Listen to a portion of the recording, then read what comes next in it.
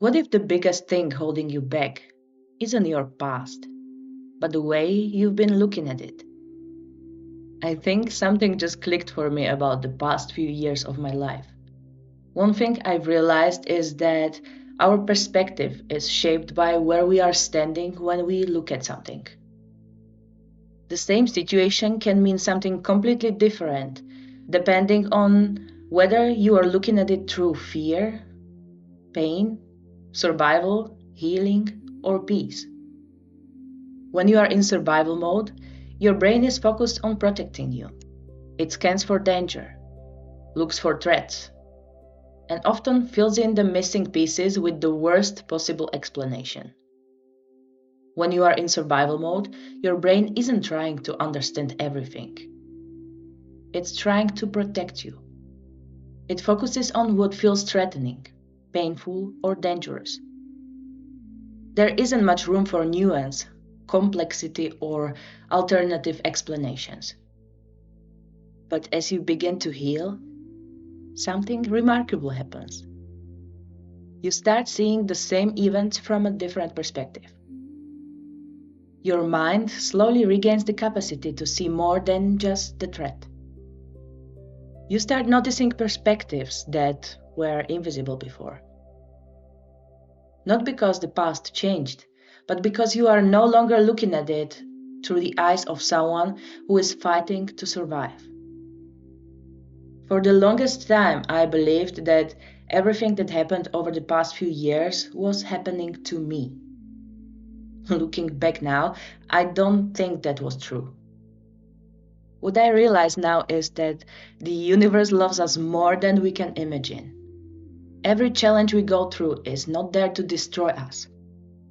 It is there to help us level up. The question is what we choose to do with it. It is up to us whether we use it as a stepping stone or a prison.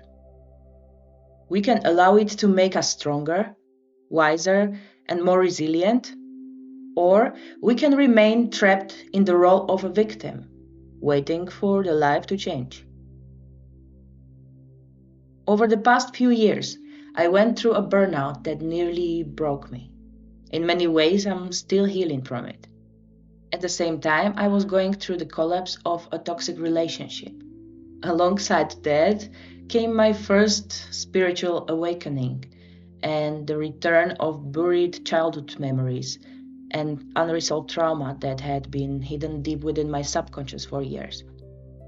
As I began healing from burnout, these memories started to surface, completely changing the way I understood my life and everything I thought I knew about myself.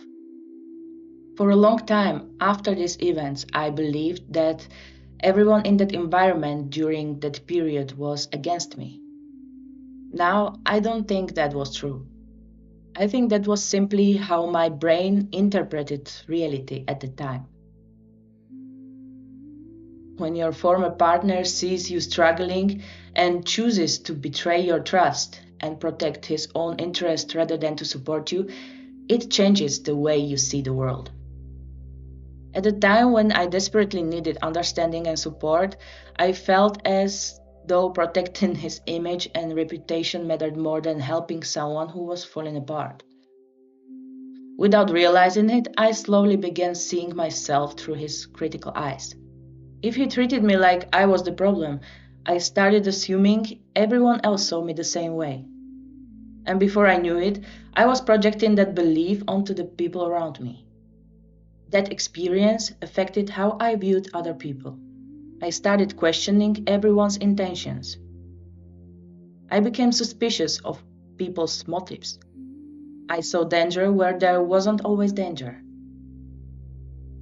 And now, with more distance, I can finally see how devastating that actually was. There are so many people carrying deep insecurities and unhealed wounds who end up hurting others because they themselves do not feel worthy enough. But the truth is, all of us carry wounds. All of us have insecurities, fears, and parts of ourselves that still need healing. The difference is not that some people are wounded and others are not. The difference is that some people choose to face those wounds, while others spend their lives running from them. And when we keep running from our wounds, there comes a point when those wounds begin running our lives. And when wounds begin running someone's life, they often end up hurting the people around them without even realizing it. It is dangerous to be close to someone who believes they have no value, because sooner or later they may consciously or unconsciously try to take yours. Maybe not because they are evil, but because they still believe that the worth comes from outside of themselves.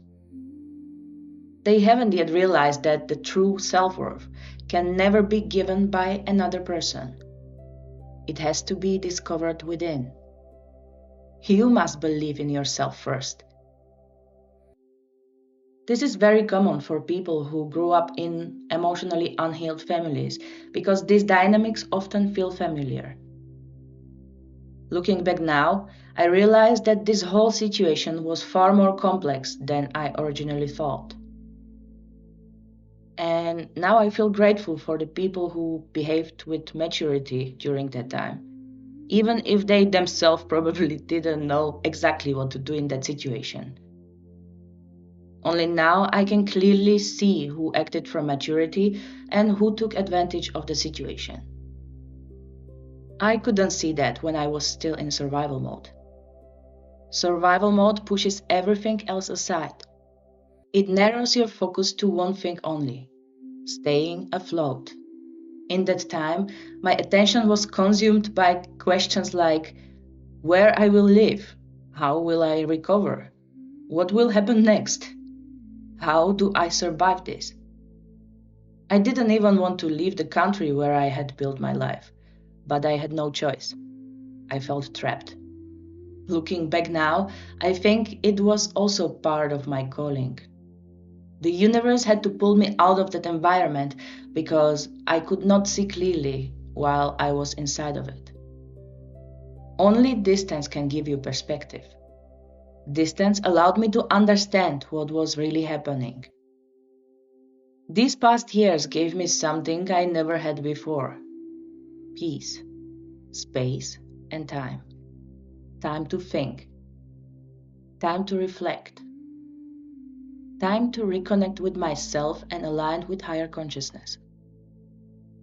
And something fascinating happened. The more time I spent alone with myself and with the universe, the clearer my healing path became. The more stillness I created, the more answers arrived. I started understanding who I am, what I want, what I don't want, what I am here to create. In many ways, this experience set me free. It brought me back to my creativity, to singing, writing, and creating music. Because when I look back, the biggest part of my healing wasn't led by me alone. It was guided by something greater: God, the universe, spirit, source, whatever name you choose to give it. At that point in my life, it was the only place left where I could turn for answers. And the answers came. That's why for me, this isn't just belief, it's an experience. A higher consciousness guided me through my healing journey and showed me the way when I needed it most. Some people may call these experiences downloads or intuition. Maybe they are simply insight born from experience. Whatever they are, I know they are real. And now when I finally feel stronger, I feel called to share them with you. Because if these insights helped me find my way through some of the darkest moments of my life, maybe they can help someone else too. I don't claim to have all the answers. I simply share the messages. reflections, and realizations that are coming through me. I weave many of these messages into my music as well. And if even one of them helps someone feel less alone, find clarity, or take the next step forward, then it was worth sharing. Every challenge moves us somewhere. Even the years we spend around difficult or unpredictable people can become the exact condition needed for growth, for healing, wisdom, and the next level of maturity. Sometimes what feels like distraction is actually an invitation from the universe to reevaluate your relationship with life. And if your mind feels chaotic right now, my advice is simple. Find stillness. Ask the universe for answers. Ask whatever higher power resonates with you. And then listen. Trust that the answers will come. Maybe in minutes, maybe in few days. It may not arrive the way you imagined, but it will come when you least expect it.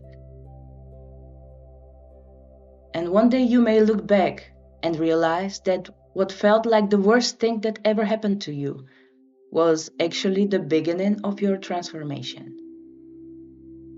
We are all here learning as we go, and none of us really knows what we are doing.